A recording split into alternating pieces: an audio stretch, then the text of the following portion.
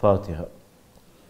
بسم اللہ الرحمن الرحیم، الحمد للہ رب العالمین، الرحمن الرحیم، مالک یوم الدین، ایاک نعبد و ایاک نستعین، اہدنا الصراط المستقیم، صراط الذین انعمت علیہم غیر المغضوب علیہم ولا الضالین۔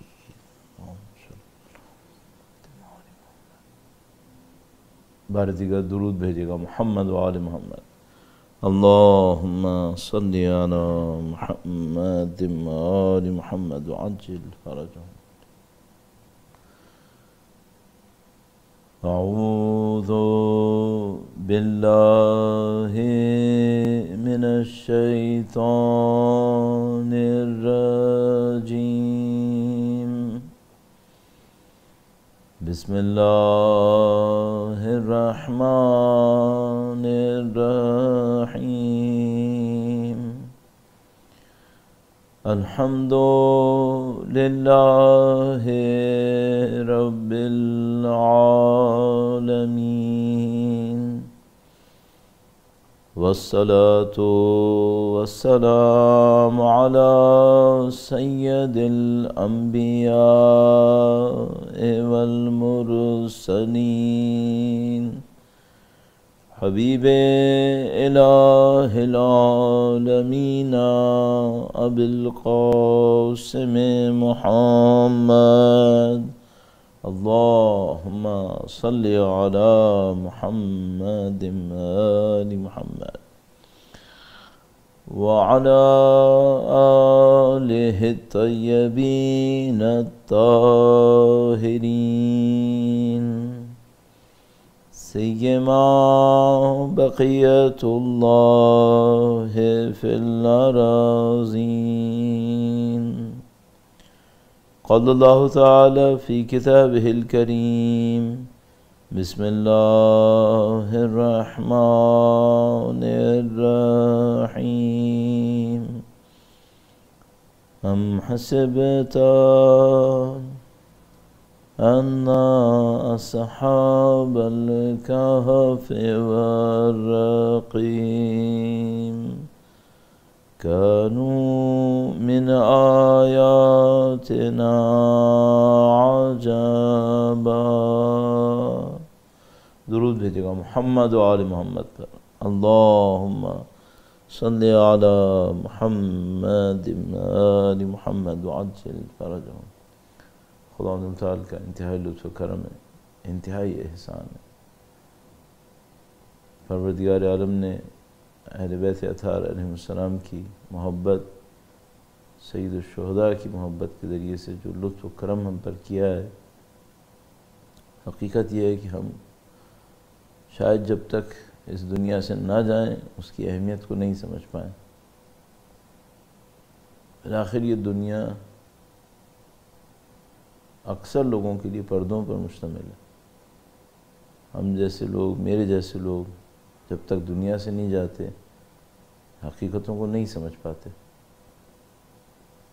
لہذا بہت مشکل ہے کہ میں دنیا میں رہتے ہوئے اس بات کو سمجھ پاؤں کہ یہ کتنی بڑی نعمت تھی، لیکن الحمدللہ رب العالمین، خداوند متعال نے اپنے نبی کے فرامین کے ذریعے سے، روایات کے ذریعے سے، واقعات کے ذریعے سے ہمیں یہ بصیرت نصیب کی ہے کہ کسی حد تک اس نعمت کی عظمت کو پہچان سکیں، اس کی اہمیت کو سمجھ سکیں، اور اسی اعتبار سے خدا کا شکر کر سکیں کہ اس نے ہمیں اس سلسلے میں قرار دیا، اس فرش عزا پہ بیٹھنا نصیب کیا، اس عظیم الشان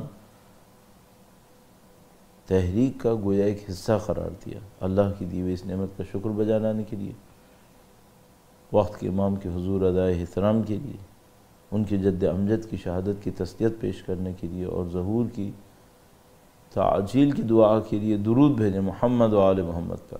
اللہم صلی علی محمد و آل محمد وعجل فرجهم۔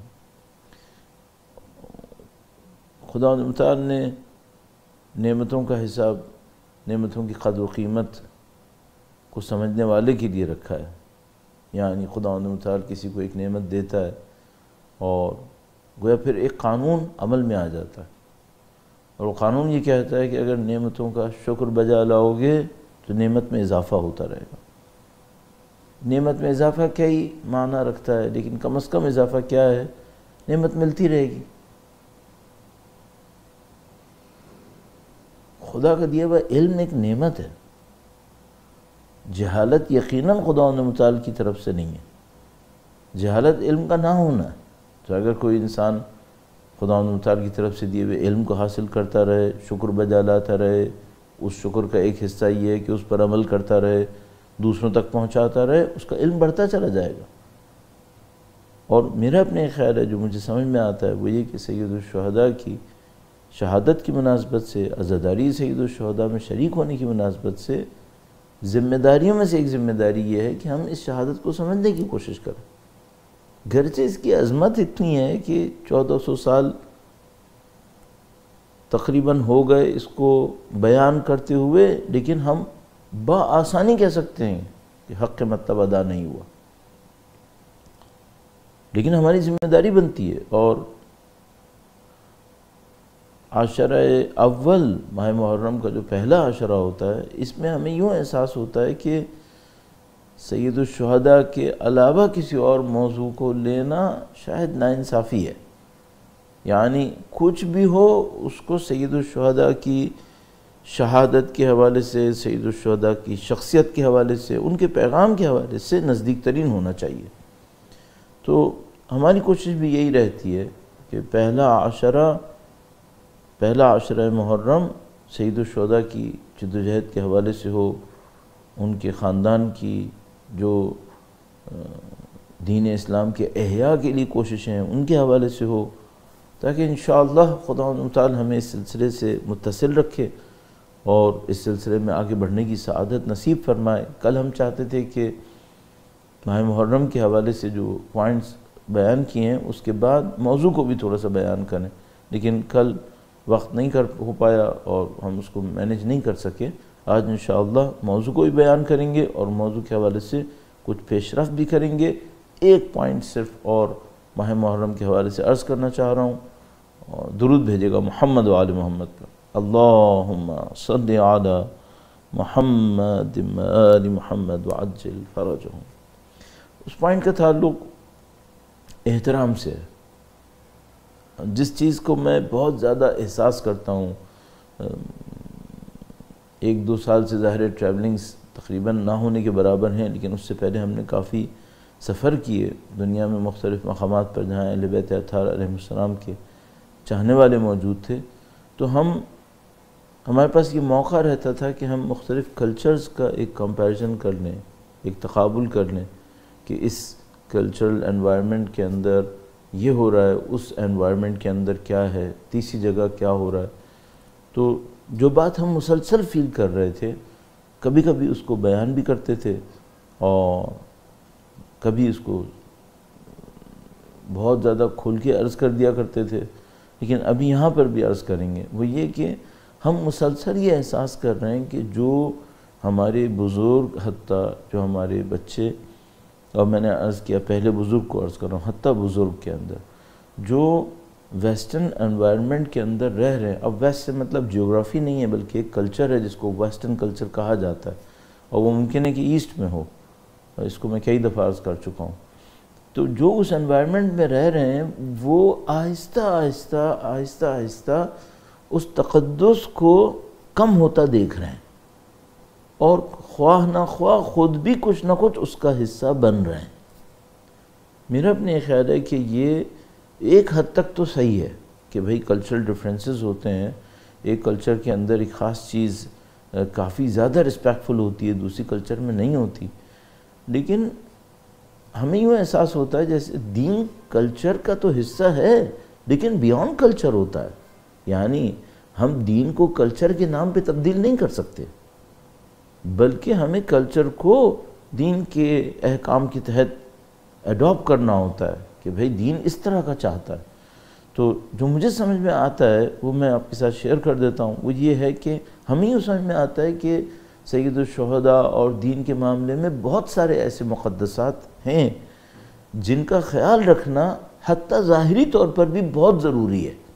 ممکن ہے کوئی یہ کہے کہ بھئی ہم نے دل میں احترام رکھا ہوا ہے، اب کیا ضروری ہے کہ ہم اس کو ظاہری طور پر بھی اسی حد میں رکھیں؟ تو میں کچھ چیزوں میں کہوں گا کہ ہاں، میرا اپنے خیال ہے کہ کچھ چیزوں کے اندر ایسا ہے کہ ظاہری طور پر بھی احترام ہونا ضروری ہے۔ میں ایک مثال عرض کرتا ہوں، درود بھیجے گا محمد و آل محمد پر، اللہم صلی علی محمد و آل محمد عجل فرجهم۔ اچھا، میں اس مثال کو عرض کرنے سے پہلے یہ کہہ دوں، میں اس بات کو فیل کر رہا ہوں کہ بہت سارے ملکوں کے اندر ظاہر ہے کہ رسپیکٹ کے جو فینومینا ہے وہ ڈیفرنٹ ہے، یعنی ایک ملک کے اندر رسپیکٹ کسی طریقے سے دکھائی جاتی ہے، دوسرے ملک کے اندر رسپیکٹ کسی اور طرح سے دکھائی جاتی ہے، لیکن ظاہر ہے ہم دین کے بارے میں بات کر رہے ہیں، اور دین بہرحال اپنے احکام بیان کرتا ہے، دین احکام کو سکھانا چاہتا ہے۔ تو میں بہت معذرت کے ساتھ عرض کروں گا یہ باتیں، مثال کے طور پر بیٹھنے کا انداز کیا ہونا چاہیے، تھوڑا سا اس انداز میں ہونا چاہیے کہ اگر کوئی ہمیں دیکھے تو صرف یہ نہ دیکھے کہ ہم ایک گیدرنگ کو اٹینڈ کر رہے ہیں، صرف یہ نظر نہ آئے، بلکہ یہ نظر آئے کہ گیدرنگ کو رسپیکٹفلی اٹینڈ کیا جا رہا ہے، اور اس رسپیکٹ کے اندر تقدس بھی ہے۔ یہ آخری ورڈ بہت امپورٹنٹ ہے، سیکرڈنس، تقدس، چونکہ دین کو ہم نے تقدس ختم ہونے کے بعد ختم ہوتے دیکھا ہے، یہ تاریخ شاہد ہے اس بات کی۔ تو آپ اپنے معاشرے سے چاہے کچھ بھی سیکھیں، بڑوں کا احترام وغیرہ وغیرہ، اس کو میں اس وقت ڈسکس نہیں کرنا چاہوں گا، لیکن کم از کم سید الشہداء، دین، عزاداری، اس کے معاملے میں جو تقدس والا چیپٹر ہے، سیکرڈنس، اس کو باقی رکھیں۔ جیسے ہی یہ مٹتا ہے پھر دین، طریقہ، رسم سب ختم ہونے لگتا ہے۔ اب وہ تقدس آپ کیسے باقی رکھیں گے؟ تو مثال کے طور پر اٹھنے بیٹھنے کا ایک انداز ہوتا ہے، ملنے ملانے کا ایک انداز ہوتا ہے۔ آپ جب عزائے سید الشہداء میں داخل ہوتے ہیں، عزا خانہ کہیں پہ ہوتا ہے، کیسے رسپیکٹ دکھائی جائے، ان سب کو تھوڑا سا خیال کرنا پڑے گا۔ لباس کا بھی خاص خیال کرنا پڑے گا۔ کل شاید میں عرض کر چکا ہوں، مزید وقت نہیں لوں گا آپ کا، بس اتنا صحیح عرض کروں گا، ان چیزوں کا ضرور خیال کیجیے گا، اور اس کو کم اہمیت مت سمجھیے گا، اس کے نقصان بہت زیادہ ہوں گے اگر ہم نے اس کو کم اہمیت سمجھا۔ تو آپ ہمارے ایمانی بھائی ہیں، آپ دنیا میں جہاں کہیں بھی ہیں، اور خواتین تشریف فرما ہے، وہ ہمارے لیے انتہائی محترم ہماری بہنیں ہیں اور ہماری بچیاں ہیں، لیکن ان سب کی خدمت میں ایک بات عرض ہے، وہ یہ کہ تقدس کو کم نہ کریں۔ اس تقدس نے دین کو باقی رکھا ہے۔ معنوی اثرات بہت زیادہ ہیں، بے پناہ معنوی اثرات ہیں۔ میں اس سے پہلے کہ آگے بڑھوں ایک جملہ عرض کر دوں، ایک واقعہ عرض کر دوں جو بیان کرتے ہیں۔ میں ابھی عرض کرتا ہوں آپ کی خدمت میں کہ کون بیان کرتے ہیں۔ اللہ انشاءاللہ ہم سب سے ہماری مختصر عزاداری کو قبول فرمائے۔ درود بھیجے گا محمد و آل محمد پر، اللہم صلی علی محمد و آل محمد عجل فرجهم۔ امام خمینی کے گھر پہ عزاداری ہوا کرتی تھی، اور اس عزاداری میں ایک بہت مشہور، فارسی میں اس کو مداح کہتے ہیں، ایک عالم تھے جو عزا پڑھا کرتے تھے، مجلس پڑھا کرتے تھے۔ ہاں، اردو میں ہم اسی طرح کہیں گے بھائی مجلس پڑھتے تھے، عالم بھی تھے، وہ مجلس پڑھا کرتے تھے۔ کوثری نام تھا ان کا، بہت ہی مسن بھی تھے۔ امام خمینی کے گھر پر وہ پڑھا کرتے تھے، انتہائی مخلص انسان، انتہائی مخلص انسان۔ تو وہ بیان کرتے ہیں، کہتے ہیں کہ ایک دن عاشور کا دن تھا، اور وہ کہیں مجلس کے اوپر مجلس کے پڑھنے کے لیے آئے ہوئے تھے۔ ظاہر ہے عاشور کا دن ایسا ہوتا ہے کہ جو اس طرح کے مجلس پڑھنے والے ہوتے ہیں ان کے پاس ایک کے بعد ایک بہت سارے پروگرامس میں شرکت کرنی ہوتی ہے، ہر جگہ سے کہا جا رہا ہوتا ہے کہ بھئی آ جائیں 15 منٹ کے لیے پڑھنے۔ مصائب بہت دل سے پڑھا کرتے تھے۔ تو وہ کہنے لگے کہ ایک دن عاشور کا دن تھا، میں ایک جگہ سے مصائب پڑھ کے نکلا، اور دوسری جگہ مجھے جانا تھا، جلدی بھی تھی، تو کہنے لگے کہ ہم محلے کے بچے ایک جگہ جمع ہوئے ہوئے تھے، وہ میرے پاس آ گئے اور مجھ سے کہنے لگے کہ آغا آپ بڑوں کے لیے مجلس پڑھتے ہیں، ہمارے لیے مجلس پڑھنے چلیں، ابھی چلیں۔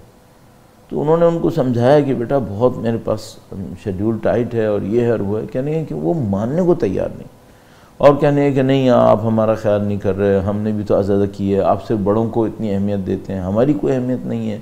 اتنے کہنے کہ انہوں نے جذباتی جملے بولے کہ میں مجبور ہو گیا اور وہاں پہ گیا تو کہنے لگے کہ ایک محلہ بھی طرح مستضعف سا محلہ تھا، غریب غربا جن کو ہم لوگ اردو میں کہتے ہیں۔ یہ بڑی عجیب بات ہے کہ اردو میں جس کو عربی میں فقیر کہتے ہیں اس کو اردو میں غریب کہتے ہیں۔ یہ ہماری اردو زبان نے کوئی اچھا لفظ انتخاب نہیں کیا شاید۔ غریب وہ ہوتا ہے جس کا دوست نہ ہو، غریب وہ ہوتا ہے جو تنہا رہ جائے۔ ہمارے ہاں یہ سکھایا جا رہا ہے کہ جس کے پاس پیسہ نہیں ہوا وہ غریب ہوگا۔ شاید دنیا کی حقیقت یہی ہے اور روایتوں میں ریفلیکٹ بھی ہوا ہے کہ بھئی ایسا ہو جاتا ہے دنیا داروں کے اندر، لیکن زبان اس کو انتخاب کر لے یہ ذرا سخت معاملہ ہے۔ بہرحال تو محلہ بھی غریب غربا کا تھا۔ آغا کوثری فرماتے ہیں کہ میں چلا گیا بچوں کے ساتھ اور جا کے وہاں بیٹھ گیا، اور کافی بچے تھے وہاں پہ، اور ان بچوں کے سامنے میں نے چند منٹ مصائب بھی پڑھے، کچھ اشعار بھی پڑھے جو ان کو سمجھ میں آیا نہیں سمجھ میں آیا۔ بہرحال تو کہنے لگے کہ میں اس کے بعد باہر آنے لگا تو وہ ایک ٹرے کے اندر چائے لے کر آئے اور کہا کہ یہ چائے ضرور پینی ہے آپ نے۔ کہنے لگے مجھے سمجھ بھی نہیں آیا کہ میں کیسے نکلوں یہاں سے جلدی سے، کیونکہ مجھے کہیں پہنچنا تھا۔ تو کہنے لگے کہ میں نے چائے لی اور بالکل ٹھنڈی سی چائے تھی، اس میں کچھ دم نہیں تھا۔ تو کہنے لگے کہ میں نے ان کا دل رکھنے کے لیے ایسے دکھایا کہ میں پی رہا ہوں اور موقع لے کر اس کو پیچھے گرا دیا، اور تاکہ ان کو پتہ بھی نہ چلے۔ تو وہ کہنے کہ بالآخر وہاں سے میں چلا گیا، پھر دوسرے پروگرامس میں نے شرکت کی، اور سارے دن کے پروگرامس میں جانے کے بعد مجھے اچھا نہیں لگتا میں پروگرامس کہتا ہوں، میرے دماغ سے نکل گیا۔ سارے دن کی مجالس میں جانے کے بعد وہ گھر پہ آئے اور کہنے کہ میں سو گیا تھک ہار کے۔ انہوں نے یہ بیان کیا ہے کہ خواب میں بی بی تشریف لائیں سلام اللہ علیہ، درود بھیجے گا محمد و آل محمد پر، اللہم صلی علی محمد آل محمد وعجل فرج۔ بی بی تشریف لائیں اور کہا کہ تمہاری باقی مجالس قبول نہیں ہوئی، آج ایک مجلس قبول ہوئی۔ تو انہوں نے بی بی سے کہا کہ بی بی میں کوشش کر رہا تھا کہ قبول ہو، کیوں قبول نہیں ہو پائیں میری مجلس؟ کہ نہیں، بی بی نے فرمایا کہ باقی تم نے جنہوں نے دعوت دی تھی ان کے رکھ رکھاؤ میں پڑھی تھیں، ان کو نظر میں رکھتے ہوئے پڑھی تھیں، ایک مجلس تم نے خلوص سے پڑھی ہے، وہ جو تم نے بچوں کے لیے پڑھی، وہ مجلس قبول ہے تمہاری۔ تو کوثری گویا مثلا کبھی خوش اور کبھی اس بات پہ ناراحت کہ میری باقی چیزیں قبول نہیں ہو پائیں، یہ میری کوتاہی ہے، اور خوش اس بات پہ کہ چلیے ایک مجلس میری قبول ہو گئی۔ لیکن پھر انہوں نے بیان کیا بڑی عجیب بات، فرمایا کہ لیکن میں تم سے ابھی بھی ایک بات پہ گلامند ہوں، ایک بات پہ مجھے تمہیں شکوہ ہے تم سے۔ فرمایا کہ بی بی شکوہ کس بات کا ہے؟ تو بی بی نے فرمایا تم نے چائے کیوں نہیں پی؟ یہ بڑی عجیب بات ہے، فرمایا تم نے چائے کیوں نہیں پی؟ کوثری نے فرماتے ہیں میں کچھ نہیں کہہ سکا۔ بی بی نے فرمایا میں نے خود تمہارے لیے بنائی تھی، پی لیتے بہتر تھا۔ نہیں معلوم یہ دنیا کیا دنیا ہے، ہمیں واقعاً نہیں معلوم کب کون سی اللہ کی دی ہوئی نعمت ہمارے سامنے آتی ہے، ہم نہیں پہچان پاتے، کمزور لوگ ہیں، واقعاً کمزور ہیں۔ تو خلوص بہت اہم ہے اور تقدس بہت اہم ہے، ان کا خیال رکھنا بہت ضروری ہے۔ انشاءاللہ پروردگار عالم عزا کو ہم سے اور آپ سے قبول فرمائے، اور انشاءاللہ صاحبان عزا جس میں سید الشہداء کی والدہ ماجدہ شامل ہیں، نبی خدا شامل ہیں، مولا امیر المومنین وقت کے امام، تمام ائمہ اطہار علیہم السلام، خداوند متعال انشاءاللہ ان سب کی خوشنودی کا سبب قرار دے انشاءاللہ تعالی۔ درود بھیجے گا محمد و آل محمد پر۔ اللہم صلی علی محمد آل محمد وعجل فرجہم۔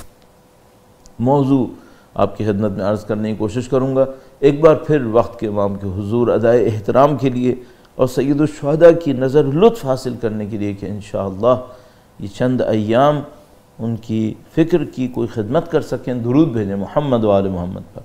اللہم صلی علی محمد آل محمد وعجل فرجہم۔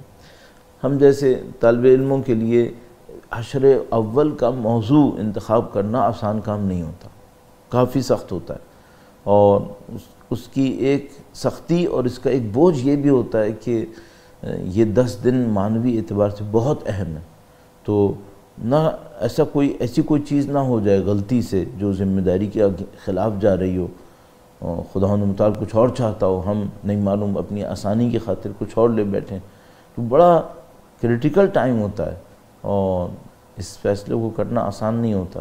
لیکن بہرحال جو ہمیں سمجھ میں آیا وہ کئی عناوین سے گزرتے ہوئے، اب میں اس کو کس طرح آپ کی خدمت میں عرض کروں کہ کیا کیا سوچتے ہوئے بہرحال ہمارے ذہن میں یہ آیا کہ سید الشہداء کی شہادت اور سید الشہداء کے مقصد، ان دونوں پر ایک خاص توجہ ہماری ہونی چاہیے، اور وہ یقیناً مقصد ایسا ہے جو اہل بیت اطہار علیہ السلام کے مجموعی منصوبے کا حصہ ہے۔ سید الشہداء کی شہادت ظاہر ہے اس بہت بڑے ایک پروگرام کا، بہت بڑے منصوبے کا ایک حصہ ہے، تو البتہ یہ الفاظ بہت چھوٹے ہیں اہل بیت اطہار کے شخصیتوں کے مقابلے میں۔ بہرحال اس کے اندر رہتے ہوئے جو ہم نے موضوع کا انتخاب کیا وہ شہادت امام حسین اور احیاء دین، دین کا احیاء اور شہادت امام حسین، آپ کسی بھی طرح سے اس کو دیکھ سکتے ہیں۔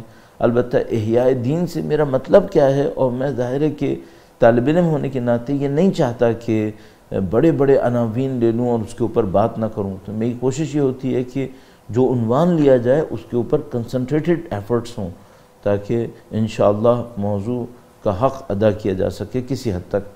تو میں احیاء دین کو آپ کی خدمت میں عرض کرنا چاہوں گا، اور پھر انشاءاللہ اس کے عنوان سے جو ہم کہنا چاہ رہے ہیں اگلے چند دنوں میں اس کو آپ کی خدمت میں صرف ٹائٹلز کی صورت میں عرض کر دیں گے، اور انشاءاللہ تعالیٰ پھر خدا توفیق نصیب فرمائے گا انشاءاللہ، اور یہ سب بھی خدا کی توفیق سے ہے۔ درود بھیجے گا محمد و آل محمد پر۔ اللہم صلی علی محمد آل محمد وعجل فرجہم۔ جیسے ہی ہم کہتے ہیں احیاء، یا اگر مثال کے طور پر انگریزی زبان سے اگر اس کا کوئی لفظ لیں تو ہم ریوائول استعمال کر رہے ہوتے ہیں، اور اگر بہت ہی زیادہ اس کو کہنا چاہیے کہ ایکیڈیمک کرنے کی کوشش کریں تو رینیسنس بھی تعبیر کرتے ہیں، لیکن بہرحال ہم ریوائول کی حد میں بات کر رہے ہیں۔ اور دین کا ریوائول کا مطلب کیا ہوتا ہے، دین کا احیاء کیا مطلب ہوتا ہے؟ احیاء عربی کا ایک لفظ ہے جو فارسی میں بھی استعمال ہوتا ہے، اردو میں بھی استعمال ہوتا ہے، اور احیاء کا جو مین روٹ ہے وہ حی ہے۔ حی کا مطلب ہوتا ہے زندہ، صحیح؟ جیسے الحی القیوم خداوند متعال کی اسماء حسنہ میں سے حی القیوم، تو زندہ حی کو کہتے ہیں۔ احیاء کا مطلب کیا ہوتا ہے؟ زندگی دینا، زندگی دینا کسی کو۔ تو مثلا ایسی فرض کر لیجئے کہ کوئی مر رہا ہو یا مر چکا ہو اور کوئی اس کو دوبارہ زندہ کر دے یا مرتے ہوئے کو موت سے بچا لے، تو ہم اس کو کہہ سکتے ہیں احیاء۔ تو بالکل اگر میں اس کو بہت ہی چھوٹے لفظ میں اور چھوٹے سے لفظ میں مثال کے طور پہ عرض کروں تو جیسے ہم کہتے ہیں گھر کا رینوویشن، تو گھر کا رینوویشن، گھر ختم نہیں ہوتا ہے لیکن فنکشن اس کے کم ہو جاتے ہیں، یوٹیلیٹی کم ہو جاتی ہے، ایفیشنسی کم ہو جاتی ہے، پروڈکٹیوٹی کم ہوتی ہے، تو ہم اس کو رینوویٹ کرتے ہیں تاکہ ہم اس کی پروڈکٹیوٹی کو بڑھا لیں، اس کی لائف کو بڑھا دیں، اس طرح کی باتیں۔ تو جیسے گھر میں رینوویشن ہوتا ہے، اور بعض اوقات گھر انڈر تھریٹ بھی ہوتا ہے، مثلا گھر گر جائے گا، ختم ہو جائے گا اگر آپ نے نہیں کیا، تو اس کے لیے ظاہر ہے پھر ہم رینوویشن نہیں کہیں گے، اس کے لیے کچھ اور کہیں گے۔ تو دین کے ساتھ یہ مشکل آتی ہے، یہ معاملہ آتا ہے۔ اور یہاں پر ذرا سا ایک اور جملہ اضافہ کرتے ہوئے جو اکثر عرض کرتا ہوں، یہ کہ دین سے یہاں جو ہمارا مطلب ہے وہ دینداری ہے۔ دین تو خدا نے بھیج دیا، وہ نہیں مرے گا، الحمدللہ۔ اِنَّا نَحْنُ نَزَّلْنَا الذِّكْرَ وَإِنَّا لَهُ لَحَافِظُونَ، ہم نے ذکر کو نازل کیا، یقیناً ہم ہی اس کی حفاظت کرنے والے ہیں۔ تو دین کو نعوذ باللہ تعالی کبھی موت نہیں آتی۔ ان الدین عند اللہ الاسلام، دین اللہ کے نزدیک اسلام ہے۔ اور حضرت آدم علیہ السلام سے لے کر ختم مرتبت محمد مصطفیٰ صلی اللہ علیہ وآلہ وسلم تک، اللہم صلی علی محمد آل محمد وعجل فرجہم، خدا مختلف مراحل میں دین بھیجتا رہا ہے۔ تو دین کبھی نہیں مرتا ہے۔ جب حضرت موسیٰ علیہ السلام کی شریعت کی مدت پوری ہوئی تو حضرت عیسیٰ علیہ السلام کی شریعت آ گئی، نہ کہ حضرت موسیٰ علیہ السلام کا دین نعوذ باللہ تعالی دین مر گیا، نہیں، دین کبھی نہیں مرتا، دین حی ہے، دین زندہ رہتا ہے۔ یہ جو ہم کہہ رہے ہیں احیاء دین، یہ دینداری کا احیاء ہے، یہ دینداری کا احیاء ہے۔ دینداری اور دین میں کیا فرق ہوتا ہے؟ دین وہ پیغام ہے جو خدا بھیجتا ہے، دینداری وہ انداز ہے جس میں بشر اس پیغام کو حاصل کر رہا ہے، اس کے اوپر عمل کر رہا ہے، اس کو ہم دینداری کہتے ہیں۔ تو میرا ایک دین ہے، الحمدللہ رب العالمین، دین اسلام، اور ایک میری دینداری ہے، اس دین سے میں نے کیا سمجھا، اس وحی سے، اس سنت نبوی سے میں نے کیا سمجھا، جو سمجھا اس کے اوپر کتنا عمل کیا، یہ دینداری ہے۔ یہ احیاء دین کا نہیں ہے، یہ دینداری کا احیاء ہے۔ الاحیاء اس کو کیوں کہتے ہیں، اس کی بھی ایک وجہ ہے، یہ میں آپ کی خدمت میں عرض کرنے کی کوشش کروں گا۔ درود بھیجے گا محمد و آل محمد پر، اللہم صلی علی محمد آل محمد وعجل فرجہم۔ کبھی ایسا ہوتا ہے کہ کسی ایک گناہ گار نے ایک گناہ کو انجام دے دیا، نعوذ باللہ تعالیٰ کسی نے جھوٹ بول دیا، غیبت کر دی، کسی گناہ کو انجام دیا، کیا گناہ کا انکار بھی کر رہا ہے؟ معمولاً اگر مسلمان گناہ کو انجام دیتا ہے تو گناہ کا انکار نہیں کر رہا ہوتا۔ نعوذ باللہ تعالیٰ اگر کسی نے فجر کی نماز نہیں پڑھی تو کیا وہ منکر صلاۃ الفجر ہے؟ نہیں، اس نے فجر کی نماز نہیں پڑھی لیکن صلاۃ فجر کا منکر نہیں ہے۔ یعنی مثلا اس سے پوچھا جائے بھئی آپ نے فجر کی نماز نہیں پڑھی، تو شاید وہ کہے کہ ہاں نہیں پڑھی۔ تو اس سے پوچھا جائے کہ کیا نماز فجر واجب نہیں ہے، تو کیا کہ نہیں، واجب ہے۔ تو جو آپ نے کیا وہ صحیح تھا؟ ممکن ہے وہ کہے کہ نہیں، میں نے غلط کیا ہے، میں مانتا ہوں میں نے غلط کیا، صحیح ہے۔ تو ایک شخص گناہ کرتا ہے نعوذ باللہ تعالی، لیکن گناہ کا منکر نہیں ہے۔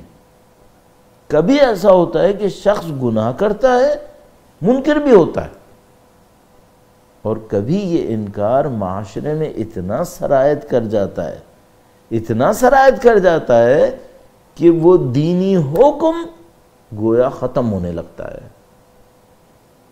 یہ وہ جگہ ہے جہاں احیاء آتا ہے۔ اگر ایک آدمی گناہ کرے دین کو نقصان نہیں آ رہا، اگر ایک آدمی انکار کرے، ایک آدمی کے انکار سے بھی دین کو، دینداری کو وہ نقصان نہیں ہوگا، لیکن وہ انکار رائج ہو جائے معاشرے کے اندر، پورا معاشرہ اس دینی حکم کا انکار کرنا شروع کر دے، ہاں پھر مشکل پیش آئے گی۔ اور خدا نہ کرے نعوذ باللہ تعالی ایک دینی حکم کا انکار نہ ہو، بنیادی ترین دینی حکم کا انکار ہو جائے، اب معاملہ بہت خراب ہے۔ اب یہاں واقعاً احیاء کی ضرورت ہے۔ تو میں نے آپ کی خدمت میں تفصیل سے اس لیے عرض کیا تاکہ ہمیں یہ سمجھ میں آئے کہ ہم جب احیاء کی بات کر رہے ہیں تو معاملہ یہ نہیں ہے بقول آیت اللہ آیتی کے ابراہیم آیتی جنہوں نے تاریخ عاشورہ کتاب لکھی، انتہائی نفیس کتاب، معاملہ یہ نہیں ہے کہ ایک قصائی گوشت وزن کے حساب سے نہیں بیچ رہا ہے، یا فلاں نمازی اپنی نماز صحیح نہیں پڑھ رہا، یا فلاں قاری قرآن تلفظ صحیح نہیں کر رہا۔ معاملہ یہ نہیں ہے۔ معاملہ کیا ہے؟ معاملہ یہ ہے کہ لوگ دین کے بارے میں کچھ ایسا سوچے بیٹھے ہیں کہ دین ختم ہو رہا ہے، دین کا اثر، دین کے نتائج، دین سے جو لوگوں کو ملنا تھا اور جہاں تک انہوں نے پہنچنا تھا، نعوذ باللہ تعالیٰ سب کا سب ختم ہو رہا ہے۔ یہاں پر احیاء کی ضرورت آتی ہے کہ کوئی آئے جو دین کو زندہ کرے اس طرح سے، اور اگر وہ نہیں کرے گا تو دین کا معاملہ ختم ہونے لگتا ہے۔ بس دین کا دفاع کچھ اور ہے، دین کا احیاء اس سے کہیں بڑھ کر ہے۔ میں ان دونوں کو بھی آپ کی خدمت میں جلدی سے عرض کر دوں، درود بھیجے گا محمد و آل محمد پر، اللہم صلی علی محمد و آل محمد۔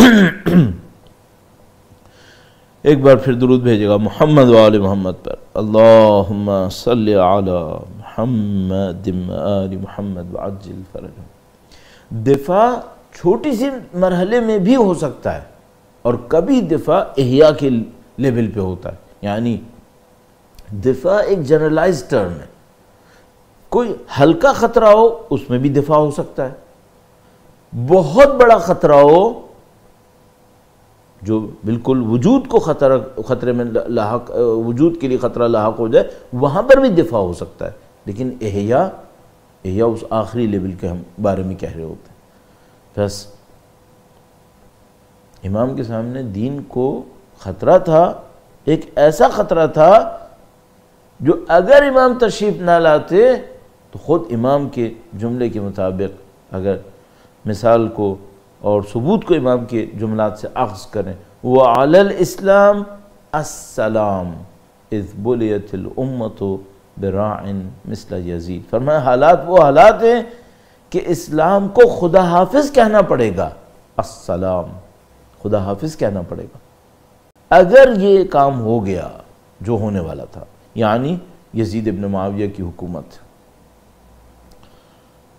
تو احیاء کو میں نے آپ کی خدمت میں عرض کیا کہ بھئی جب ہم احیاء دین کہتے ہیں تو دینداری کا احیاء مطلب ہوتا ہے، اور خدا نہ کرے نعوذ باللہ تعالی ایسی جگہ کے اوپر اگر آ جائے۔ اب میں اس کی ایک مثال جدید دور سے دے دوں تاکہ تاریخ سے نکل کر ہم تھوڑا سا اپنی زندگی میں بھی دیکھ لیں کہ بھئی یہ احیاء کی ضرورت ہمارے معاشرے میں بھی آ سکتی ہے کیا۔ درود بھیجے گا محمد و آل محمد پر، اللہم صلی علی محمد و آل محمد وعجل فرجہم۔ بدقسمتی سے کئی جگہیں ایسی ہیں ہماری حالت میں، اس وقت کی ہماری دینداری کی حالت میں، کہ یوں لگ رہا ہے کہ اگر کچھ مدت تک یہ معاملہ ایسے ہی چلتا رہا تو خدا نہ کرے نعوذ باللہ تعالی کچھ معاشروں کے اندر احیاء کرنا پڑے گا، ورنہ وہ دینداری کے معاملے میں کسی اور جگہ پہنچ سکتے ہیں۔ اور کچھ علاقوں میں تو مشکل ہمیں اور بھی زیادہ نظر آ رہی ہے۔ مثال، ہمارے پاس کچھ فرقے ایسے ہیں اسلام کے مجموعی دائرے کے اندر جنہوں نے واجبات کو ان کی شکلوں سے تبدیل کر دیا، واجبات کی شکل ان کے ہاں تبدیل ہو گئی۔ مثال، ایک واجب ہے نماز، نماز تقریباً تمام فرق اسلامیہ کے اندر ایک کیفیت میں ہے، اذان ہوگی، اقامہ، اس کے بعد تکبیرۃ الاحرام، قیام، رکوع، سجود، اور مثال کے طور پر اگر اختتام پر ہے تو تشہد اور سلام۔ یہ مشترک ہے تمام فرق اسلامیہ کے اندر۔ اب کوئی آئے اور یہ کہے کہ نماز یہ نہیں ہے، نعوذ باللہ تعالی، نماز ایک اور طریقے کے اوپر ہے، اس مقام پر اس فرقے کے اندر احیاء کی ضرورت ہوگی، قطعاً احیاء کی ضرورت ہوگی۔ کیوں؟ دین تبدیل ہو گیا، دین کی شکل تبدیل ہو گئی۔ اب اس فرقے کی اگلی نسل میں اگر کوئی بچہ آتا ہے تو بہت مشکل ہے اس کو پتہ چلے کہ اصل نماز تھی کیا، اصل نماز تھی کیا۔ اور اس ڈسکنیکشن کا بانی وہ ہوگا جس نے اس نسل کے اندر نماز کی صورت کو تبدیل کیا۔ تو یہ ایک مثال لے لیجئے۔ اب ایک اور مثال عرض کر دوں اور ہم عرائض کی طرف واپس آتے ہیں۔ وہ یہ کہ مثال کے طور پر مختلف نعروں کی وجہ سے ماڈرنائزیشن کے نام پر، رائٹس کے نام پر، فرض کر لیجئے کہ معاشروں کے اندر یہ فکر رائج ہو جائے کہ بھائی دین کے اندر مثال کے طور پر پردے کی ضرورت ہے ہی نہیں۔ اچھا، اب پردے کا معاملہ جیسے ہم کہتے ہیں تو فوراً خیال آتا ہے خواتین کا۔ بھائی معاملہ صرف ستر کا معاملہ، پردے کا معاملہ صرف عورتوں کے لیے تو نہیں ہے، خواتین کے لیے تو نہیں ہے، یہ تو مردوں کے لیے بھی ہے۔ یعنی اسلام نے تن کو ڈھانپنے کے لیے قوانین دیے ہیں، اس کو ہم پردہ کہتے ہیں، ستر کہتے ہیں عربی میں اس کو۔ کوئی آئے اور یہ کہے کہ بھائی ہر آدمی کی مرضی ہے، نعوذ باللہ تعالی، ہر آدمی کی مرضی ہے وہ جو کرے، تو آپ کون ہوتے ہیں معاشرے کے اندر رکاوٹ بننے والے کہ کوئی کس طریقے سے اپنے ساتھ پیش آئے؟ تو خواتین کے اندر اس بات کو لے کر خواتین کا جو واجب پردہ ہے اسے ختم کیا جائے، اور مردوں کے اندر اس کو لا کر مردوں کا جو واجب پردہ ہے اس کو ختم کیا جائے، نعوذ باللہ تعالی، اور یہ بات رائج ہو جائے، اور اتنی رائج ہو جائے کہ جو کرنا چاہے اس کو سمجھ میں نہ آئے کہ اب میں کیا کروں، تو کیا معاشرے کے دباؤ میں آ کر چھوڑ دوں، نعوذ باللہ تعالی؟ یہاں پر پھر احیاء کی ضرورت ہوگی، کوئی آئے جو اس کو اس رخ سے نکال کر واپس اپنی جگہ پہ لائے، جو روایت میں بہت زیادہ عرض کرتا ہوں، تہذیب الاحکام کے اندر شیخ طوسی کی نقل کی یہ روایت بیان کی کہ اللہ کے نبی نے فرمایا ایک زمانہ تم پر ایسا آئے گا کہ تم برائی کو اچھائی کہو گے اور اچھائی کو تم برائی کہو گے۔ تو آہستہ آہستہ ہم اس جگہ کے اوپر یقیناً کچھ ملکوں میں آ چکے ہیں جہاں پر ہم خاص جنسی بے راہ رویوں کو اگر برائی کہہ دیں تو شاید جیل جانا پڑ جائے گا، شاید جیل جانا پڑ جائے گا۔ تو وہ جو رسول اللہ کا فرمان تھا وہ کم از کم ان لوگوں کے اوپر کسی حد تک صادق آ چکا ہے جو رسول اللہ کی امت کے ان معاشروں کے اندر رہ رہے ہیں اور اس فکر سے متاثر ہو گئے، اور اب وہ اس برائی کو برائی چھوڑنا اچھائی تعبیر کر رہے ہیں، ماڈرنائزیشن کی نشانی تعبیر کر رہے ہیں، ترقی پسند ہونے کی نشانی تعبیر کر رہے ہیں۔ یہاں پر ایک ریوائول کی ضرورت آتی ہے پھر کہ بھئی اگر اس طریقے سے معاملہ چلا تو یہ دینداری کا حصہ تو ختم ہو گیا پھر، اور دین کے اندر انحراف آ گیا۔ تو میں نے 2-3 مثالوں میں آپ کا وقت لیا۔ احیاء دین کا مطلب یہ ہوتا ہے، اور اب ہمیں یہ دیکھنا پڑے گا کہ سید الشہداء کے معاملے میں جب ہم کہتے ہیں احیاء دین، تو احیاء دین کی کس شکل کو ہم وہاں پہ دیکھ رہے ہیں 1400 سال پہلے، اور جو خطرہ وہاں پہ دیکھ رہے ہیں وہ کیا خطرہ دیکھ رہے ہیں، کیا شواہد ہے ہمارے پاس، اور اس سے ہمیں مسلسل اپنی زندگی سے کنیکٹ کرنا ہے۔ دیکھیے ایسا نہ ہو نعوذ باللہ تعالی ہم لوگ تاریخ میں بیٹھے رہ جائیں۔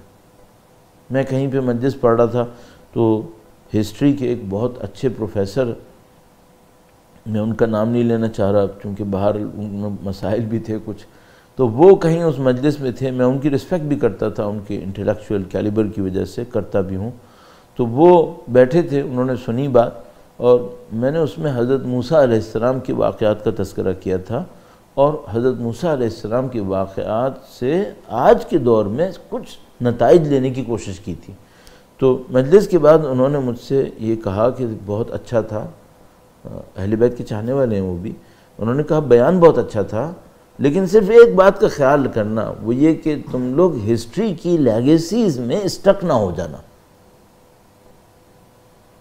یہ بات ان کی وزین ہے، اس میں وزن ہے، کیا کہ ہسٹری میں اتنے اسٹک ہو جائیں کہ ہسٹری تو رہے ہمارے ذہن کے اندر، لیکن ہسٹری سے پریزنٹ کا کنیکشن اور لرننگ جو کنیکشن پریزنٹ کے لیے ہونی ہے وہ نہ ہو، نعوذ باللہ تعالی، نہیں یہ نہیں ہونا چاہیے۔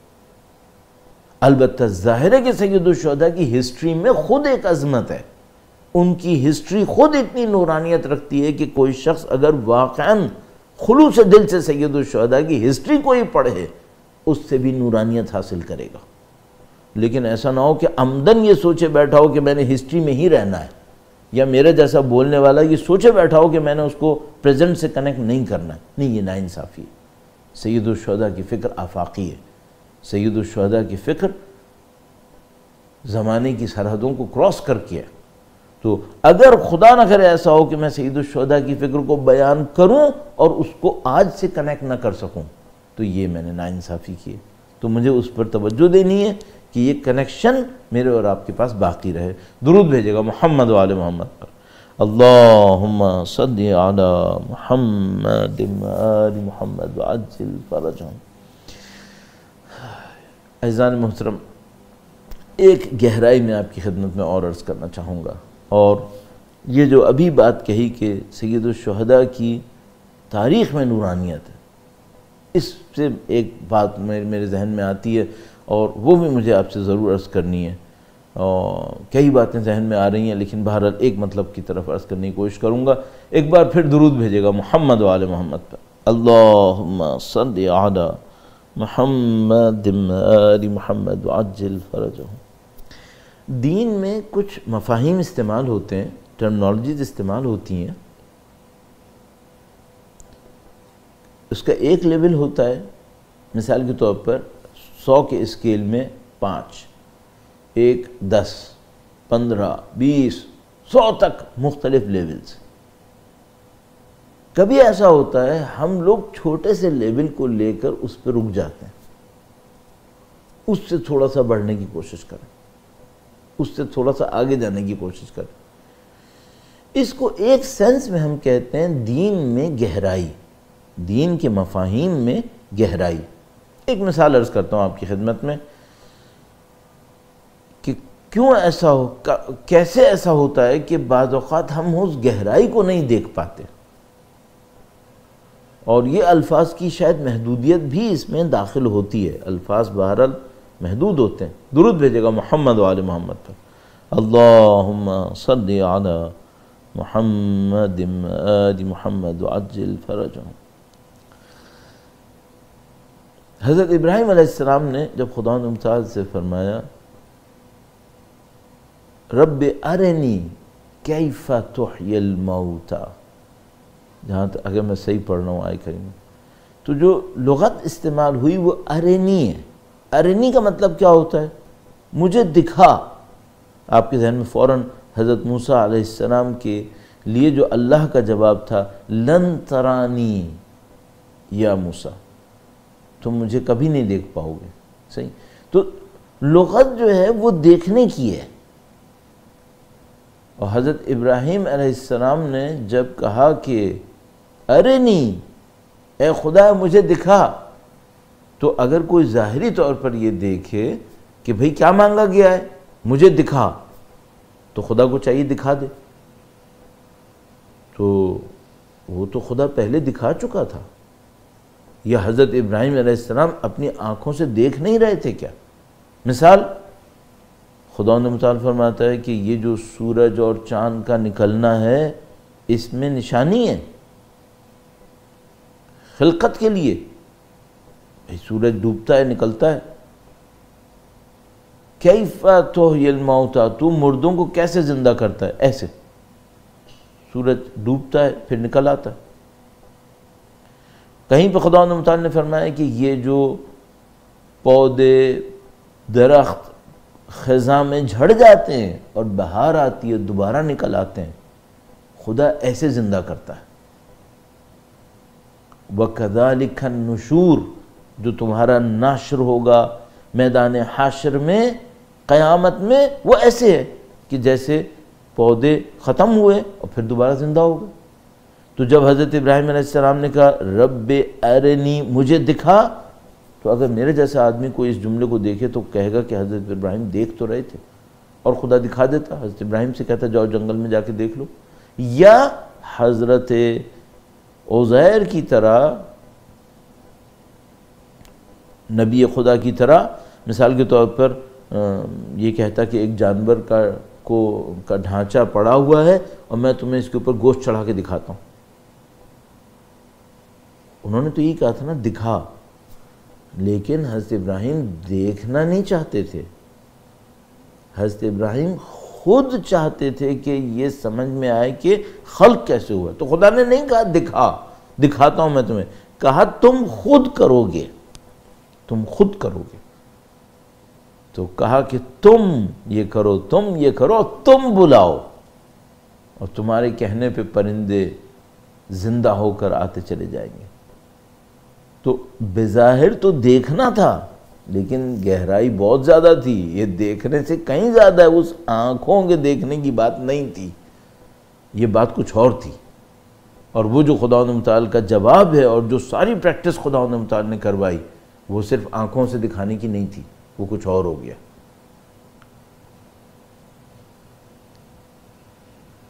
زیارت کسے کہتے ہیں؟ سید الشہداء کی زیارت کیا ہے؟ زیارت کا ایک مطلب ہوتا ہے کہ میں کربلا جاؤں، الحمدللہ جا چکا ہوں، توفیق نصیب ہوئی۔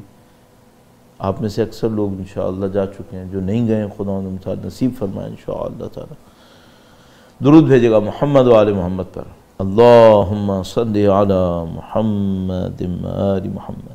زیارت کا مطلب کیا ہے؟ زیارت کا مطلب یہ ہے کہ جائیں اور جا کر دیکھیں کہ ذریعہ مقدس وہ ماحول، دور سے زیارت جیسے سلام اللہ علیہ، جیسے حضرت مسلم بن عقیل کی زیارت تھی، اللہ اکبر۔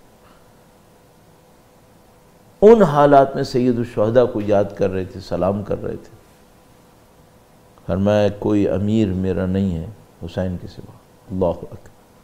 یہ دور سے زیارت تھی۔ اور زیارت کیا ہو سکتی ہے؟ اور زیارت یہ ہو سکتی ہے کہ کوئی سید الشہداء کو بنفس نفیس، لا الہ الا اللہ، دیکھ لے، ایک زیارت یہ ہو سکتی ہے۔ اور بھی کوئی زیارت ہو سکتی ہے۔ اور میں کیوں کہہ رہا ہوں آپ سے؟ میں اس لیے عرض کر رہا ہوں کہ بہت معذرت کے ساتھ دست بستہ واقعہ، سید الشہداء کے روضے پر بہت سارے نااہل بھی گئے ہیں، صدام جیسا نااہل بھی گیا۔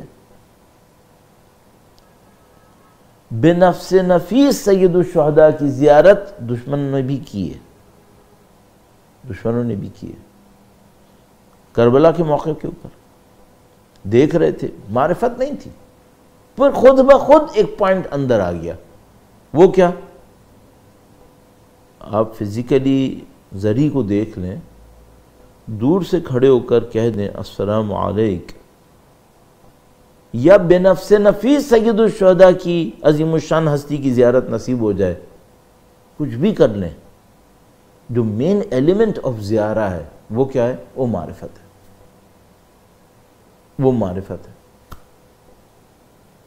اچھا، اس کی نشانی کیا ہوتی ہے کہ معرفت نصیب ہوئی ہے؟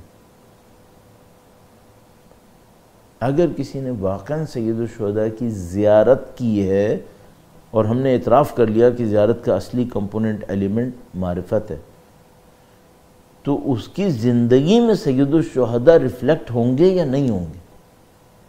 اس کی زندگی میں سید الشہداء نظر آئیں گے یا نہیں نظر آئیں گے؟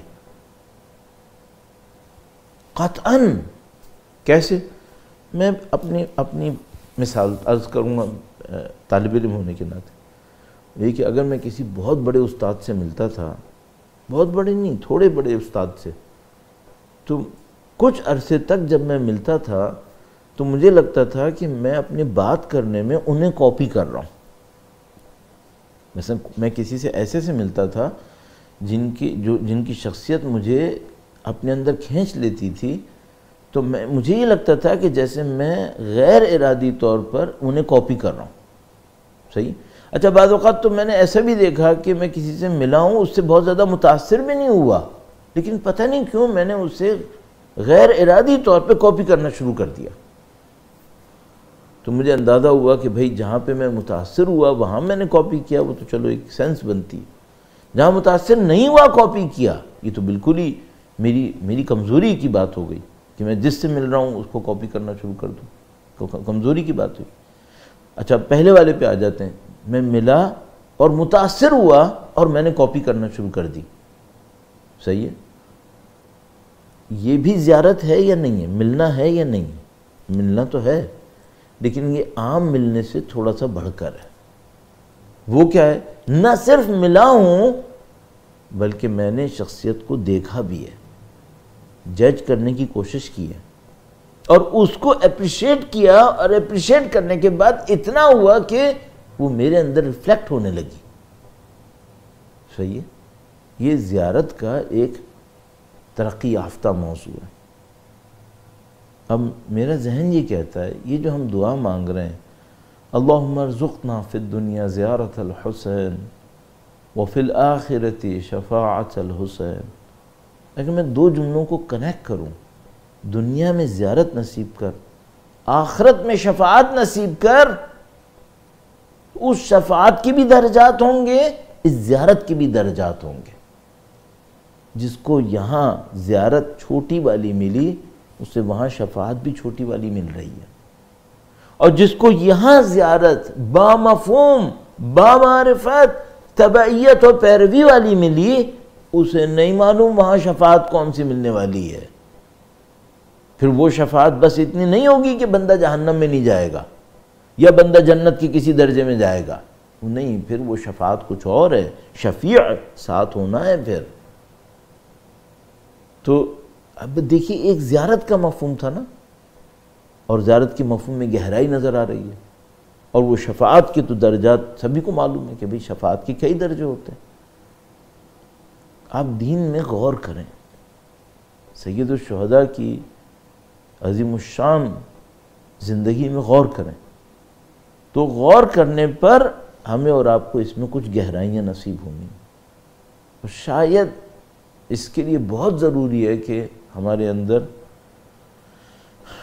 جس طرح بزرگوں نے کیا، ان لوگوں نے خلوص اختیار کیا، مخلص ہوئے دین کے لیے، سید الشہداء کے لیے، تو خدا متعال نے ان کے لیے علم کے دروازے کھول دیے، گہرائیاں ان کو نصیب کر دیں، جیسے ہمارے علماء کرام تشریف فرما ہے مختلف جگہوں کے اوپر، اور ان کے تقوی، ان کی پرہیزگاری، ان کے خلوص کے نتیجے میں ہمیں سیکھنے کو مل رہا سید الشہداء سے اور ان کے اجداد طیبین و طاہرین، ان کے اولاد طیبہ و طاہرہ سے۔ درود بھیجے گا محمد و آل محمد پر، اللہم صلی علی محمد و آل محمد وعجل فرجہ۔ خلاصہ کلام یہ کہ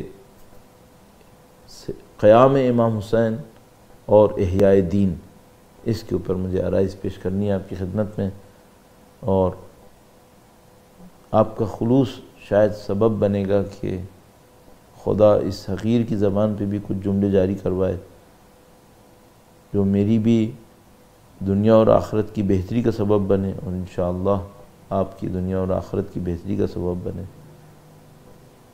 ہم سید الشہداء کے کوئی عظیم الشان دسترخوان کے اوپر بیٹھے ہوئے ہیں۔ ماہ محرم الحرام میں ہمیں دعوت دی گئی ہے کہ ہے کوئی جو حسینیت کے دسترخوان سے حاصل کر۔ اللہ اکبر۔ نہیں معلوم کون سی ہماری خوبی، یعنی ہمارے اجداد کی، ہمارے والدین کی، جس کے نتیجے میں ہمیں حب حسین نصیب ہوا۔ ہم خاضعانہ، خاشعانہ، متواضعانہ خدا متعال کے شکر گزار ہیں کہ خدایا تو نے امام حسین کا ذکر نصیب کیا، سلام اللہ، ان کا غم نصیب کیا، خدایا تیرا احسان، اس غم نے بہت کچھ کیا۔ کل انشاءاللہ سعادت نصیب ہوئی تو غم کے بارے میں عرض کروں گا، اس غم نے بہت نصیب کیا اور مسلسل یہ نصیب کر رہا ہے۔ ماہ محرم کی دوسری تاریخ، اس مناسبت سے جو اہم ترین بیان ہمارے پاس موجود ہے اہل بیت اطہار علیہ السلام کے سفر کی مناسبت ہے۔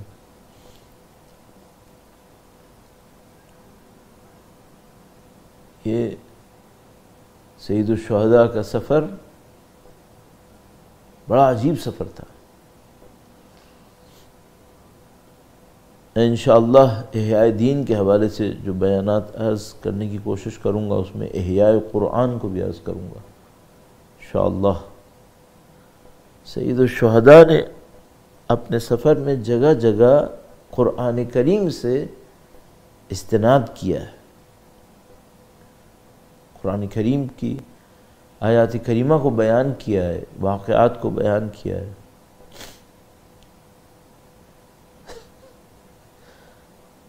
مکہ مکرمہ سے نکلنے کے بعد جب سید الشہداء کربلا کی سمت گامزن تھے تو سید الشہداء بیچ میں حضرت یحییٰ کو یاد کر رہے تھے، بار بار حضرت یحییٰ علیہ السلام کا ذکر کر رہے تھے۔ ہم جانتے ہیں،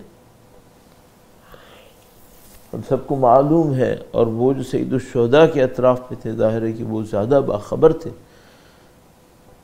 حضرت یحییٰ اللہ کے وہ نبی تھے جنہوں نے اپنے زمانے کے نافرمان باغی بادشاہ کے سامنے جب اللہ کے حکم کو بیان کیا تو حضرت یحییٰ کا سر قلم کر دیا گیا۔ جب سید الشہداء کربلا کے راستے میں حضرت یحییٰ کا تذکرہ کر رہے تھے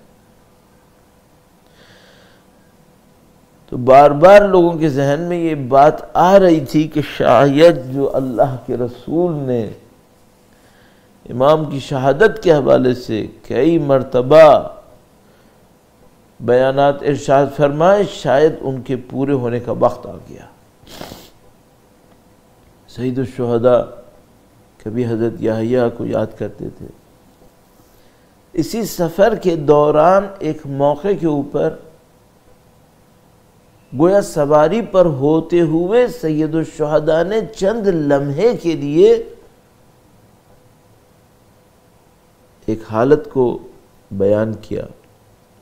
اس کو کبھی میں عرض کروں گا، ہم لوگ کہتے ہیں تھوڑی دیر کے لیے آنکھ لگ گئی، میرے خیال میں یہ نہیں ہو پائے گا، ہمیں اس کو عرض کرنا پڑے گا کبھی اور۔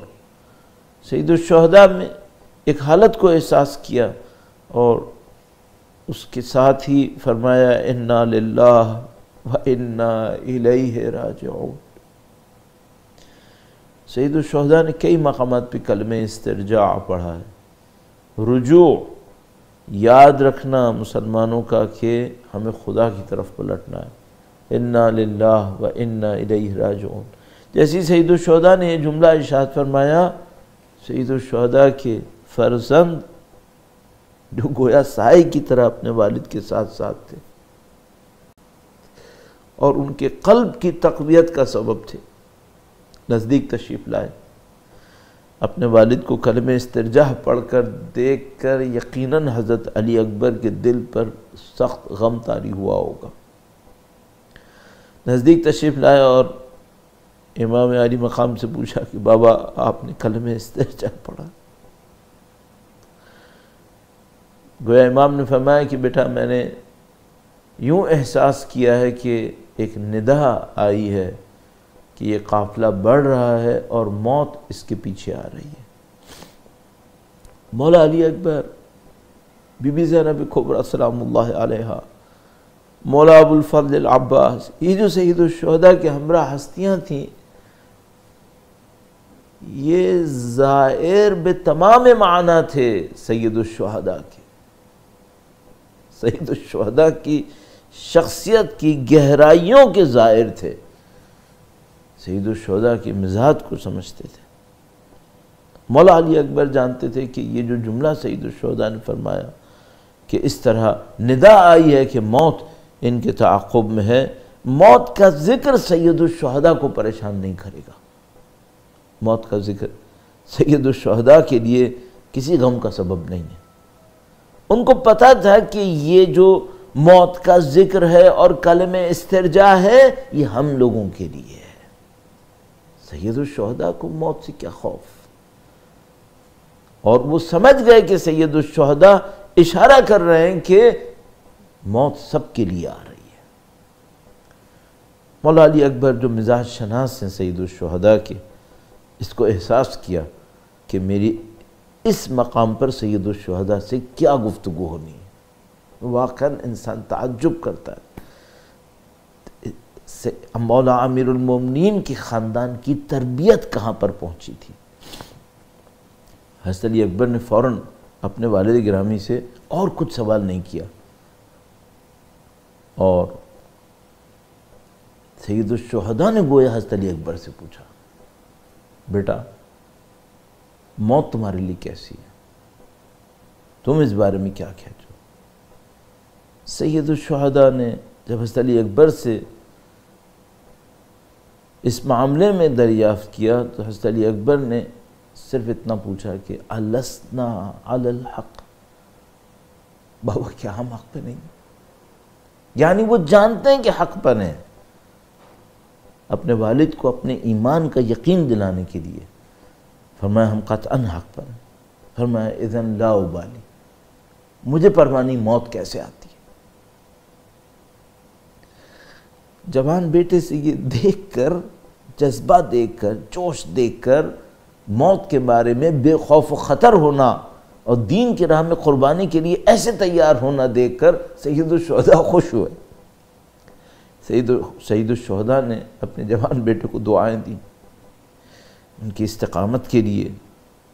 یہ راستہ اس انداز میں گزر رہا تھا، یہاں تک کہ سید الشہداء ایک سرزمین کے اوپر پہنچے۔ جیسی سرزمین پہ داخل ہوئے سب لوگوں کو احساس ہوا کہ یہ سرزمین معمولی زمین نہیں ہے، یہاں کچھ نشانیاں ہیں، یہاں کچھ اثرات ہیں۔ بیان کرتے ہیں کہ شاید بی بی زینب سلام اللہ علیہا کی طرف سے بھائی کے لیے ایک بیان آیا کہ بھیا یہ زمین عجیب زمین ہے، ہم جب سے اس زمین میں داخل ہوئے ہیں میرے دل میں غم کی کیفیت ہے۔ عزیزوں، میں وقت کی کمی کی وجہ سے، کچھ حوصلے کی کمی کی وجہ سے، اپنی توانائی کی کمی کی وجہ سے ان تمام واقعات کو بیان نہیں کروں گا جو پہلے اس زمین کے حوالے سے گزر چکے تھے۔ کس طرح مولا امیر المومنین جب اس زمین سے گزر رہے تھے تو بیان کر کے گئے تھے کہ یہ زمین خون کا سمندر ہوگی، یہاں میرا حسین ڈوب رہا ہوگا۔ مولا امیر المومنین خبر دے کے گئے تھے۔ بی بی زینب نے بیان فرمایا، سید الشہداء اس زمین کے اوپر رک گئے۔ سید الشہداء نے گویا لوگوں کو اس زمین کی حقیقت سے آگاہ کرنے کے لیے پوچھنا شروع کیا کہ اس زمین کے نام کیا ہیں، اس زمین کو کیا کہتے ہیں۔ مختلف روایات مختلف طریقوں سے بیان ہوتی ہے۔ کسی نے فرمایا کہ یہ شط فرات ہے، کسی نے کہا کہ یہ نینوا ہے، اور بتایا گیا کہ مولا اس جگہ کا نام کربلا ہے۔ سید الشہداء نے وہ لفظ سنا جو وہ چاہتے تھے کہ لوگ سنیں، پھر فرمایا ھذا مقام کرب و بلا۔ مجھے نہیں معلوم عزیزو یہ زمین کتنے ہزار سال سے سید الشہداء کے مقدم کے لیے تیار ہو رہی تھی، نہیں کہہ سکتے۔ یا اللہ کے نظام کے اندر کب سے تیار ہو رہی تھی کہ وسیع خدا یہاں پر آئے گا۔ سید الشہداء نے فرمایا ھذا مقام کرب و بلا، یہ آزمائش اور سختی کی زمین ہے۔ ہا ہنا محط رحالنا، یہیں ہمارے خیمے ڈلیں گے۔ لوگوں نے سنا اور گویا کچھ تعجب کیا کہ اگر یہ مقام کرب و بلا ہے تو ہم یہاں خیمے کیوں ڈال رہے ہیں؟ یہاں تک کہ سید الشہداء نے وہ اس تعجب کو دیکھا اور اس کے بعد جو اگلے جملے ارشاد فرمائے وہ ہر ایک کو واضح کرنے کے لیے کافی تھے۔ فرمایا ھذا مقام رحالنا، یہاں پر محط رحالنا، یہاں ہمارے قیام کی جگہ ہے، اور اس کے بعد فرمایا یہیں ہمارے جسم گریں گے، یہیں ہمارے لاشیں ہوں گے، یہیں ہماری قبور تعمیر کی جائے گی۔ تو گویا سید الشہداء میرے اور آپ کے لیے نشانیاں طے کر رہے تھے۔ اس موقع کے اوپر بیان کرتے ہیں کہ یہ جو جگہ تھی یہ قبیلہ بنی اسد کی ملکیت میں جگہ تھی۔ سید الشہداء نے کہا کہ جو اس علاقے کے مالکین ہیں وہ آ جائیں۔ بنی اسد کے لوگ آئے۔ سید الشہداء نے بنی اسد سے بات کی اور کہا کہ اے بنی اسد، یہ زمین ہم تم سے خریدنا چاہتے ہیں۔ بیش قیمت ادا کی، جو قیمت معمول سے تھی اس سے کہیں زیادہ قیمت سید الشہداء نے بنی اسد کے لیے ادا کی۔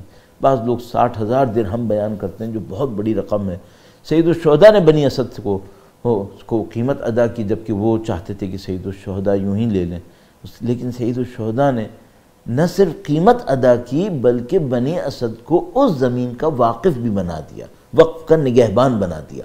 یعنی کہا کہ بنی اسد، میں نے یہ زمین تم سے خریدی، اب میں اس زمین کو خدا کی راہ میں دیتا ہوں اور اس کی دیکھ بھال کرنے کی ذمہ داری تمہارے اوپر ڈالتا ہوں کہ تم اس زمین کے اوپر دیکھ بھال کرنے والے بننا۔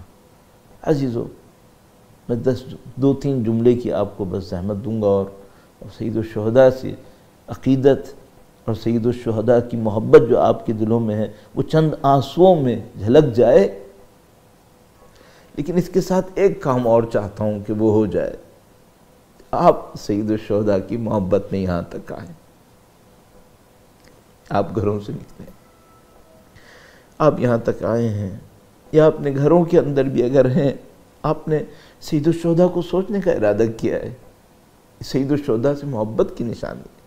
لیکن عزیزو، اگر میں آپ کی خدمت میں عرض کروں کہ وہ امام مظلوم جو کربلا کی زمین پر اپنے شیرخوار کو قربان کرنے آیا ہے، وہ بھی آپ کو سوچ رہا ہے۔ آپ تو 1400 سال کی بعد میں اور آپ بیٹھے ہیں یہاں پر، ہمارے پر کوئی شمشیریں نہیں چل رہی۔ سید الشہداء بنی اسد کے سامنے پہنچتے ہیں اور بنی اسد سے کہتے ہیں، اے بنی اسد، ہم نے تمہیں واقف بنایا، لیکن ان کے ساتھ کچھ چیزوں کا تمہیں خیال کرنا ہے۔ انہوں نے فرمایا کہ آپ حکم فرمائیے۔ سید الشہداء نے کہا کہ بنی اسد، پہلی بات یہ ہے کہ اگر ہمارے جنازے یہاں پر ہوں تو تم ہمارے جنازے کو دفنا دینا۔ جب میں اس جملے کو پڑھتا ہوں تو مجھے معلوم ہے، آپ کو معلوم ہے، بغور و کفن صرف ایک جنازہ تھا اور کوئی جنازہ نہیں تھا۔ پامال صرف ایک جنازہ تھا۔ بنی اسد کے لیے کتنے تعجب کی بات ہوگی کہ بنی اسد سے یہ کہا جائے کہ اگر کوئی لاشا، انہوں نے کہا کہ اے فرزند رسول، اگر مسلمان کا لاشا پڑا ہو تب بھی ہم دفنائیں گے۔ اب سید الشہداء کیسے بتائیں کہ یہ قوم ایسی قوم ہے جو سید الشہداء نواز رسول کے لاشے کو چھوڑ کر جانے والی ہے۔ فرمایا لاشا ہو تو دفنا دینا، اور قبر تعمیر ہو تو قبر کو منہدم مت کرنا۔ عجیب بات ہے۔ اور آخری جو جملہ سید الشہداء نے ارشاد فرمایا، عزیزو، میں طالب علم میں ساری زندگی ہو گئی مجھے گزرتے ہوئے سید الشہداء کی اور ان کے اجداد اور ان کی اولاد کی فکر کو پڑھتے ہوئے، اور برسوں گزر گئے مجلس عرض کرتے ہوئے، مجلس میں شرکت کرتے ہوئے، اس جملے کو جو آخری جملہ عرض کر رہا ہوں، میں نے اور آپ نے اپنی زندگی میں پتہ نہیں کتنی دفعہ احساس کیا ہوگا۔ سید الشہداء نے بنی اسد سے کہا، بنی اسد، جو کوئی میری زیارت کے لیے آئے اس کی طعام کی ذمہ داری تمہارے اوپر ہے، اس کے ساتھ مہمان نوازی تم نے کرنی ہے۔ میں کہوں گا، مولا آپ کی عظمت کو میرا سلام ہو، آپ قاضی اکبر پیاسا جا رہا ہے، آپ قاضی اصغر پیاسا جا رہا ہے، آپ کا خاندان یہاں پہ غربت سے دو چار، اور آپ اپنے زائرین کی سہولت کے لیے سوچ رہے ہیں۔ اور مجھے ایک بات پتا ہے، یہ جو مولا نے فرمایا نا کہ جو میری زیارت کے لیے آئے اس کی مہمانداری بنی اسد کے اوپر ہے، تو جو زیارت کے لیے نہیں آئے اور پوری دنیا میں سید الشہداء کا ذکر کرنے والے، اس کی مہمانداری کس کے سر پر ہے؟ تو میں اپنی زندگی اور آپ کی زندگی میں اس کو 10 دفعہ دیکھ چکا ہوں کہ جس نے جہاں کہیں حسین کا ذکر کیا ہے اس کی پناہ خود امام حسین ہے، خود امام حسین۔ اور اب ہماری جو التجا ہے، خدایا اس عزاداری کے صدقے میں مادر حسین کی شفاعت نصیب فرما۔ اے پاک پروردگار، تجھے واسطہ نبی اولاد نبی کا سید الشہداء کی زیارت کے صدقے میں، سید الشہداء کے ذکر کے صدقے میں، دنیا میں جو کوئی جہاں کہیں بھی امام حسین کا ذکر کر رہا ہے، ان سب کی جان و مال، عزت و آبرو اور دین کی حفاظت فرما، ہم سب کو ان کے وارث کی نصرت کی سعادت نصیب فرما، اور انشاءاللہ اس راہ میں شہادت نصیب فرما۔ ربنا تقبل منا انك انت السميع العليم وتب علينا انك انت التواب الرحيم بجاه نبيك وعترته الطاهرين۔ اللهم صل على محمد وآل محمد وعجل فرجهم۔